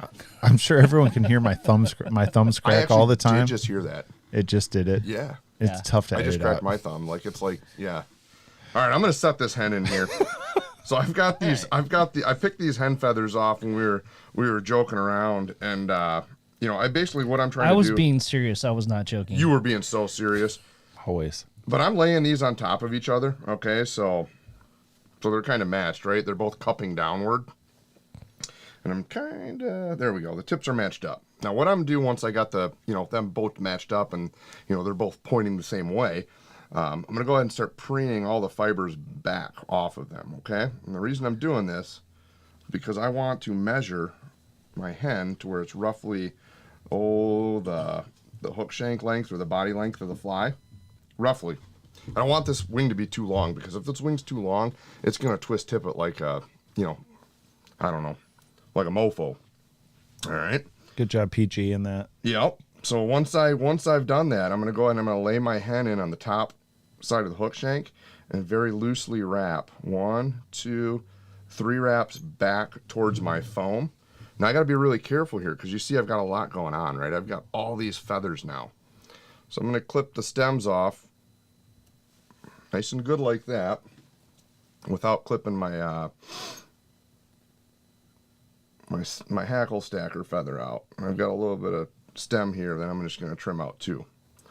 Now what I need to start thinking about here is I need to start splitting these feathers away, or apart from each other. As you can kind of see from the camera there, I'm just preening them back and forth, and I've kind of tipped the camera so you hopefully can kind of see that. And then once I kind of get them separated enough, I'm going to go ahead, I'm going to run my thread through and do little tiny X wraps in and around the hen so that I'm holding them. Oops. So I'm spreading them apart. Okay. Got them at a good spot right there, and I've got a little bit of garbage I'm just going to clean up. Notice I'm a scissor and hand kind of tyer, and I like that because when I'm tying commercially, I can be a hell of a lot faster. I'm the same way. When I need to make Ditto. changes. It's just comfortable. It's a great thing to learn to do. It took me a long time to get comfortable doing it, but once you do, yeah, it changes the game for you for sure. So I've got a little bit of this wispy micro dub left. If you wanted to, you could probably stack the hackle at this point. You probably don't need to add the dubbing, but I am going to add dubbing, and I'm going to do just really super fine wisps of this dubbing, guys. Okay, because I don't want to build up like a megathorax. Ooh, that'd be a good song for it too. Megathorax. Megathorax. It's a song about drinking too much beer. You get a megathorax, too much PBR. Now you can see what I'm doing here. I'm still kind of completing the X-wrap here, right? Once I get up to the head, boom, our head's nice and split apart there. Will you rotate the vise a little bit just so we can see that? Yeah. Yeah. How's that Yeah, looking? that looks good. All right. So we've got our foam post hanging out here, and we've got our hackle for the hackle stacker. So what I'm going to do here now is I'm going to go ahead and basically pass this hackle off between my left and right hand while I wrap it up the foam. So see how I'm kind of passing that back and forth, left, right, left, right. When I think I'm about close to the hook eye there, I'll draw the foam post down, and you see me periodically doing that to kind of measure it. Now I'm a little bit too long on that, so I'm going to take one wrap off of it. There we go. All right, we can make that work. So I'm going to draw that foam post down now, and I'm going to preen all my hackle fibers upwards and just bury my thread into that foam with 2 or 3 good wraps. And then I'm going to do 2 or 3 wraps underneath the foam to kind of build up that, kind of build up a little bit of tension on that foam so it's not coming apart on me. Oh, that looks so good underneath. Now, this is the point here. Before we get any scissors out, we're going to go ahead and lift everything upwards. We're going to go ahead and do a 5 to 6 turn whip finish. Didn't really count it, but I think we're about good on that. Cut my thread out. Sneak my scissors in. So basically what I'm doing is I'm following that foam right down to where, and then I feel the hook eye on the bottom scissor blade there, and then I'm just going to clip it right there. So it's got a little bit of a head created now. And I'm going to flip the vise upside down with my rotary. I'm going to clip my hackle stacker feather out on the underside. I'm going to thunk the hook here because there's a few pieces of fiber that didn't fall out with it. And then boom, we've got our finished fly there, guys. We've got a that looks great. Hendrickson spinner there with a nice spent wing. Okay. Like I said, this thing fishes really good in the flat water. Big fan of it. Now, if you do tie this at home and you trap some hackle fibers, underneath the grizzly hackle, you can certainly come in here with your scissors and just kind of trim them out and neaten it up if you want. But, I feel pretty good about that. So, there you go. That is fantastic. And you got a little bit of an egg sac back there, more yeses than nos. This fly fishes. It hunts real good. Big fan. Humdinger. Humdinger. It is a humdinger. Humdinger. So, fantastic. That was super fun. good. Let's go get some tacos. Dude, that sounds great. hopefully everybody stuck around and had a good time. It was a fun time for everybody. So, if you did stick around, I really appreciate it. And I know, you guys do too. So, big time. Yeah. It's a good ass time, man. We always have a good time doing these, and it was great as our first time. Maybe you'll come back. I think you might be requested back. I think so. We've gotten this has been fun. Chris said you made that fly look very easy. That's way awesome. too easy. So We'll tell Chris thanks. how many of those have you tied? I don't tie this one commercially. I only tie this for myself and my other anglers. So I only probably tie like 2 dozen of this one a year, and then That's all you need. Wow. yeah, because that usually, how many good Hendrickson spinner nights do you really have? Not very many. Not enough. Not enough. Is the answer. But they are special though when they just get going and you get those egg sacs flying in the sunset. Oh, Yeah. it's so nice. Man, I'll just tell you, I'm not afraid to blind fish stuff like this in the at 11 a.m. when you get morning spinner falls too. Yes. and you shouldn't be. That's a great time to fish it. Yeah. Absolutely. So Well, thanks a lot, man. We really, really, really appreciate it. yeah, thank you. Before we sign off, how do people find you? Yeah, real so quick. That's always a good thing. I just got back on social media last year bold on move. Instagram. Bold Oh, move. was that after prison? Yeah, it was definitely after prison. They took my devices away. Oh, definitely. You didn't smuggle any in? Come on. No, actually, it was drink prison. I smuggled my iPhone in. No, I got Instagram. I'm just on there as Lance Nelson. Yeah, I pretty much just got back on social media because I realized I was missing out on all these awesome concerts that I didn't know were going on. So, but you know, that's a good way to reach me. And then you know, for all things like guide trip related, I book guide trips through Gates Au Sable Lodge. So you know, the Gates website's a great point of contact for anybody that might be looking to float or do Yeah. some fishing with me in the future. So, absolutely. Perfect. You know, And they Yeah, should get check a 'em hold of out. you through there. yeah. I'll put up. I will put up links to Lance's contact info Right on. if I haven't already, Yeah. and then stay tuned. I'll release each of these as individual videos you can watch There's gonna be a great with B-roll. material. It might take weeks to get through all of this gold that we have going on here. So I think you should just release it raw. Dude, raw power. this is it. This is it. Yeah. This is out there in the world, for better or worse. So, tons of really good. Back into fly fishing. Yeah, Putting tons the of FU really back in good. fun, baby. Tons of people are saying thank you, Lance. Well, thanks for everybody tons for and tuning tons in. and tons of people. It truly means a lot. Really. so- Yeah, it's really fun to, you know, be able to go out and kind of, you know, give back and share. This is fun. You know, I feel like as anglers we like to kind of keep a lot of secrets to ourselves, but like sharing this is actually to me like the most fun. You It know? is. It's rewarding. Yeah, It it is. is. So, I hope if those of you out there who are thinking about going to the Michigan Fly Fishing Show in Warren, we'll be there next weekend, or yeah. not this coming weekend, but the weekend after, right? Yes. Okay. The 9th and 10th, I believe. Yep. And then Yeah. Fly Fishing Film Tour, April 6th in Traverse City. Yep. And then Lance and I might actually. Are you going to be in GR? Yeah, I should be. If you're gonna be, are you gonna be I'll be down there there. with Riversmith? Mm-hmm. Yeah, I'll definitely come see you. I'll come hang. Yeah, come Yep. hang out. Unless something changes and I get a trip in mid-March or something, I can't. But I'll definitely, Right. if I'm in town, I'll come. March hang for sure. 15th, I'll be in Oh, GR I heard giving that away March a 15th, the Hendricksons are going to Swiftcast. be Or hatching. not Swiftcast, but Dude, River I thought we Quiver. were hex fishing yesterday, Oh bro. my gosh, it was outrageous. It's too warm. Right. Back to February. Yeah. All right. Anything else? I don't know. I think I'm great. You know, just thanks for tuning in. This was a great experience. This is Thanks fun. for having me. Hey, thanks for doing it, Lance. Yeah, for sure. Appreciate you, man. Thanks, you too. everyone. We're going to sign off for the evening, and I don't know. Maybe we'll find some tacos. Let's go in get our some future. tacos. All right. Thanks, everybody. We'll see you soon. Cheers. I'm supposed to cue the music now, right? Yeah. Hour 45. Told you. Not too bad. Told you.